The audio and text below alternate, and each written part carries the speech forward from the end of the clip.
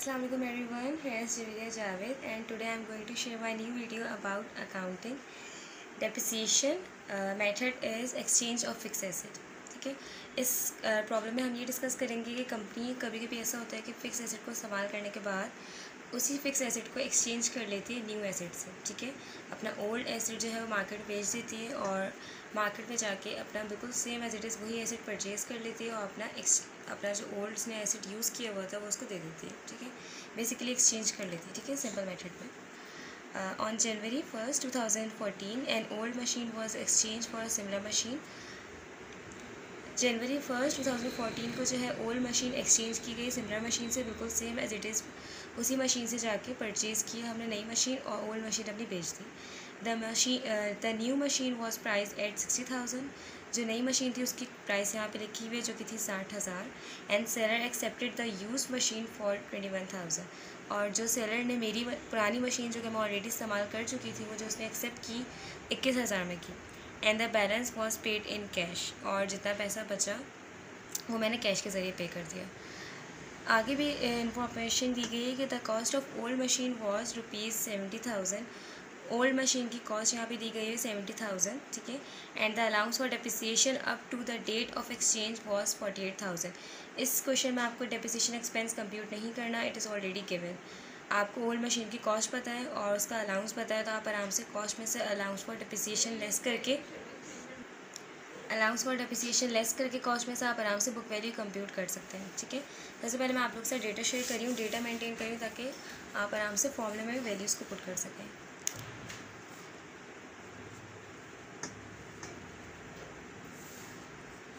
Data cost of old machine. मैं यहाँ पे मशीन के साथ ओल्ड का वर्ड मेंशन कर रही हूँ क्योंकि अब न्यू मशीन्स के ज़रिए ओल्ड मशीन एक्सचेंज कर ली गई है, तो नीचे में क्योंकि मैं न्यू मशीन की कॉस्ट भी मेंशन करूँगी, आप भी यहाँ पे अपनी आसानी के लिए मेंशन कर सकते हैं ओल्ड और new. Cost of old machine is 70,000। allowance for depreciation which is already applied in old machine is it is already given, don't need to compute। आपको इस क्वेश्चन में depreciation expense कंप्यूट नहीं करना, आपके पास ये प्रॉब्लम में given है 48,000। मतलब जितने भी साल जितनी भी ड्यूरेशन इस मशीन को इस्तेमाल किया गया तो उसके ऊपर 48,000 डेप्रिसिएशन अप्लाई हुआ है। नेक्स्ट है selling price of old machine. It means जब मैं अपनी ओल्ड मशीन एक्सचेंज करने गई मार्केट में तो मेरी जो मशीन एक्सेप्ट की गई वो कितने पैसों में एक्सेप्ट की गई, 21,000 में। सेलर ने मेरी मशीन एक्सेप्ट की। And cost of new machine, cost of new machine, और जो मैंने एक्सचेंज करी अपनी मशीन जो कि मेरी 21,000 में एक्सेप्ट की, उसके बदले में मुझे जो न्यू मशीन मिली वो मिली 60,000 की। इसका मतलब जितना भी पैसा था वो मुझे ऊपर से पैसा पे करना पड़ा, जितना भी कमी आ रही थी। ठीक है, बैलेंस में। अब सबसे पहले अगर मैं रिक्वायरमेंट आपको शो करूँ, रिक्वायरमेंट में सबसे पहले आपको नज़र आ रहा है कि कैलकुलेट द गेन और लॉस ऑन एक्सचेंज। सबसे पहले हमें ये कैलकुलेट करना है कि जब हमने अपनी old machine new machine so this is the data of exchange of fixed asset. ठीक है, जो मैंने डेटा आपके साथ शेयर किया है उसमें गिवन है cost of old machine, allowance for depreciation, selling price of old machine and cost of new exchange. ठीक है, जिस तरह के हम लोग मेथड जो कर रहे हैं वो कर रहे हैं हम लोग फिक्स एसेट का। ठीक है, अच्छा, फर्स्ट कंप्यूटेशन जो मैं आपको रिक्वायरमेंट आपके साथ मैंने शो की थी वो ये है कि कैलकुलेट द गेन और लॉस ऑन एक्सचेंज। सबसे पहले हमें ये कैलकुलेट करना है कि अगर हम यूज़ हुई मशीन मार्केट में एक्सचेंज करने के लिए जाएंगे तो हमें लॉस होता है या गेन होता है। ठीक है, सोल्यूशन मैं आपके साथ शेयर कर रही हूँ। सोल्यूशन में सबसे पहले आपको हेडिंग डालनी है कैलकुलेशन और कंप्यूटेशन ऑफ गेन और लॉस ऑन एक्सचेंज।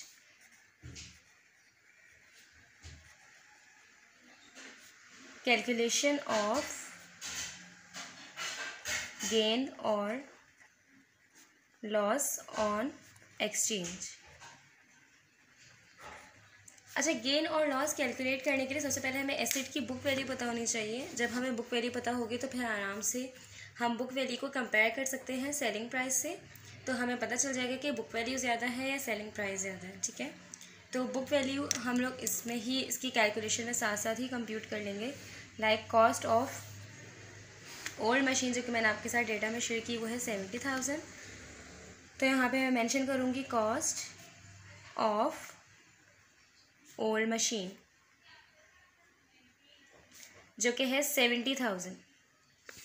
जब मैं कॉस्ट में से लेस करूँगी अलाउंस और depreciation which is already given, allowance और डेप्रिसिएशन भी गिवन है, डोंट नीड टू कंप्यूट, आपको कंप्यूट नहीं करना, तो आपकी बुक वैल्यू कंप्यूट हो जाएगी ईजिली। अलाउंस फॉर डेप्रिसिएशन और मैं ब्रैकेट में ये भी मेंशन करूँगी ओल्ड, ठीक है, ओल्ड एसेट या ओल्ड भी मेंशन कर सकते हैं आप। तो वो गिवन है 48,000।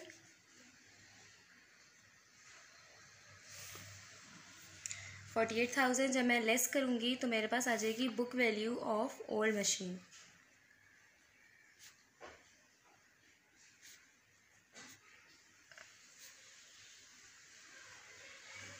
जब मैं 70,000 में से 48,000 लेस करूँगी तो मेरे पास आएगी बुक वैल्यू विच इज़ 22,000। अच्छा, ये मेरी बुक वैल्यू आ गई, मतलब मेरे पास इस एसेट को इस्तेमाल करने के बाद जब मैंने ये एसेट परचेज़ किया था तो उसकी कॉस्ट थी 70,000। फिर बाद में इस पर डेप्रिसिएशन अप्लाई हुआ, ठीक है, डेप्रिसिएशन अप्लाई हुआ तो उस पर टोटल जो डेप्रिसिएशन अप्लाई हुआ वो 48,000 का हुआ। जब मैंने इसकी कॉस्ट में से डेप्रिसिएशन लेस किया तो मेरे पास जो उसकी वैल्यू आ रही है इस टाइम, अब जब मुझे ये मार्केट में एक्सचेंज करने जाना है तो मेरे पास आ रही है 22,000, ठीक है। अब मुझे एक और प्राइस, एक और कॉस्ट भी गिवन है, selling price of old machine. मतलब जब मैं मार्केट में इसको एक्सचेंज करने गई तो जो भी मेरी मशीन को एक्सचेंज कर रहा था उसने मुझसे कहा कि ये आपकी मशीन एक्सेप्टेबल है 21,000 है, ठीक है, जो कि यहाँ पे मेंशन है, और मेरे पास इसकी बुक वैल्यू आ रही थी 22,000। तो अगर मैं लेस करूँगी सेलिंग प्राइस, अच्छा सेलिंग प्राइस को हम ट्रेड इन अलाउंस से मेंशन करते हैं, ठीक है। सेलिंग प्राइस को आप हमेशा मेंशन करेंगे trade and allowance. Trade and allowance आप सेलिंग प्राइस मेंशन करेंगे, ट्रेड एंड अलाउंस, और ब्रैकेट में आप मेंशन कर देंगे ओल्ड मशीन। मतलब ट्रेड एंड अलाउंस का मतलब है कि जब एक्सचेंज करते हुए आपकी मशीन किस वैल्यू पे, किस प्राइस पे बिक रही थी, असल में हम वो वैल्यू हम मेंशन करेंगे जो कि हमें गिवन है क्वेश्चन में। डेटा मेंटेन करने से आपको बहुत आसानी होगी, सिर्फ आपको कंप्यूटेशन में, कैलकुलेशन में अपनी वैल्यूज़ पुट करनी होगी, so you can solve easily, ठीक है। सो दिस इज़ एडवाइस कि आप सबसे पहले स्पेशली इन क्वेश्चंस का जो कि एक्सचेंज ऑफ एसेट है या फिर डिस्पोजल ऑफ एसेट है, ठीक है, जिसमें आप सेल करते हो अपना एसेट और एक्सचेंज में आपने एक्सचेंज करते हो, उसमें अगर आप मेंटेन कर लोगे डेटा तो इट इज़ मोर कन्वीनियंट कि आप आराम से जो है कैलकुलेशन कर सकते हैं। तो ट्रेड एंड अलाउंस मेरे पास गिवन है 21,000। तो जब मैं 22,000 में से ट्रेड एंड अलाउंस लेस करूँगी तो मुझे पता चलेगा कि मेरे पास बुक वैल्यू ज़्यादा आ रही थी और सेलर ने मेरी जो मशीन, जो ओल्ड मशीन एक्सेप्ट की वो 21,000 की। तो बहुत कम, सिर्फ 1,000 का, लेकिन मुझे लॉस हो रहा है, ठीक है, loss on exchange.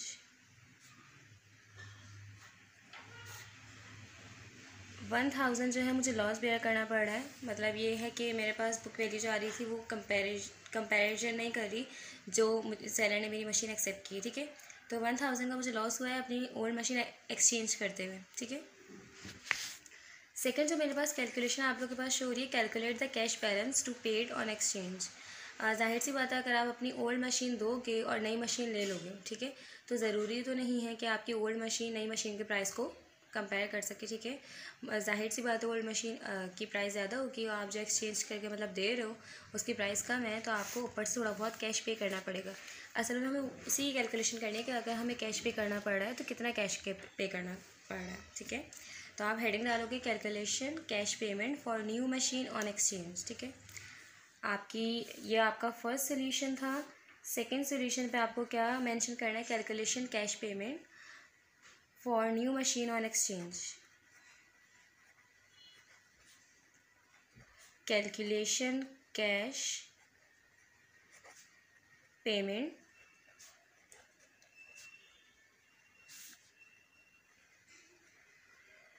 For new machine on exchange.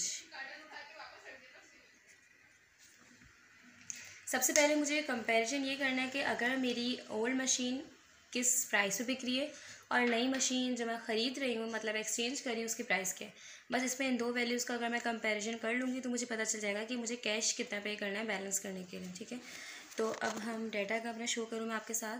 तो डाटा में यहाँ पे मेंशन है कॉस्ट ऑफ़ न्यू मशीन, मतलब जो मैं ओल्ड मशीन दे रही हूँ और मैं नई मशीन जो ले रही हूँ, एक्सचेंज कर रही हूँ, उसकी कॉस्ट 60,000 है, ठीक है। और यहाँ पे मेरी ओल्ड मशीन कितने पैसों में एक्सेप्ट हो रही है, 21,000 में, ठीक है। तो मुझे इन दोनों वैल्यूज़ को कंपेयर करना है, तो मुझे पता चलेगा कि मुझे ऊपर से पैसे कितने पे करने पड़ रहे हैं। अगर मैं यहाँ पे मेंशन करूँ कॉस्ट ऑफ न्यू मशीन जो कि है 60,000, और आप इसमें से लेस कर सकते हो ट्रेड एंड अलाउंस। बार बार मैं बोल रही हूँ कि ट्रेड एंड अलाउंस का मतलब है selling price of old machine, ठीक है। इसको ट्रेड एंड अलाउंस से मेंशन करते हैं। कहीं भी आप ये वर्ड देखोगे ट्रेड एंड अलाउंस, तो आप ये समझ जाइएगा कि आपने अपना ओल्ड एसेट नए एसेट से एक्सचेंज किया है, इसको कहते हैं ट्रेड एंड अलाउंस।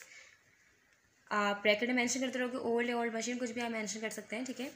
और 21,000 जो है मेरी मशीन एक्सेप्ट हुई ओल्ड, तो मुझे कितने पैसे ऊपर से पे करने पड़े, मतलब अगर 60,000 इसकी प्राइस थी और मैंने 21,000 की मशीन उसको दी जो कि उसने खुद एक्सेप्ट की, तो मुझे cash balance to be paid on exchange, अगर मैं 60,000 में से लेस करूँ 21,000, तो मुझे और ऊपर से पैसे पे करने पड़ रहे हैं उसको 39,000, ठीक है। मुझे 39,000 उसको और पे करने पड़ रहे हैं, ठीक है। तो ये कैलकुलेशन थी हमारी एक्सचेंज ऑफ फिक्स एसेट की। इसकी भी मैं आपके साथ जर्नल एंट्री शेयर करूँगी जब मैं आपके साथ डिस्पोजल ऑफ फिक्स एसेट की जर्नल एंट्री शेयर करूँगी कि how we can make adjusting entries for exchange of asset और फॉर डिस्पोजल ऑफ एसेट, कि हम इन दोनों को जर्नल एंट्री के थ्रू किस तरह से शो कर सकते हैं कि आपका ओल्ड एसेट जा रहा है, ठीक है, और आपका न्यू एसेट आप परचेज़ कर रहे हो। अलाउंस फॉर डेप्रिसिएशन किस तरह से मेंशन होगा, गेन और लॉस किस तरह से मेंशन होगी, ये आपको एडजस्टिंग एंट्री के थ्रू भी शो करना होता है, ठीक है। नेक्स्ट वीडियो में मैं इंशाल्लाह आपके साथ शेयर करूँगी। ये मेथड था एक्सचेंज ऑफ फिक्स एसेट का, जो कि डेप्रिसिएशन का मेथड ही कहलाता है। कभी कभी सोल्यूशन आपको पेपर में ऐसे सवाल गिवन होता है कि आपको डेप्रिसिएशन कंप्यूट करना होता है, उसके बाद कंपनी जो है या तो एसेट को बेच रही होती है या तो कंपनी अपना एसेट एक्सचेंज कर रही होती है, ठीक है। तो आपको ये छोटी सी कंप्यूटेशन और करनी पड़ेगी। Thank you so much. अल्लाह हाफिज़।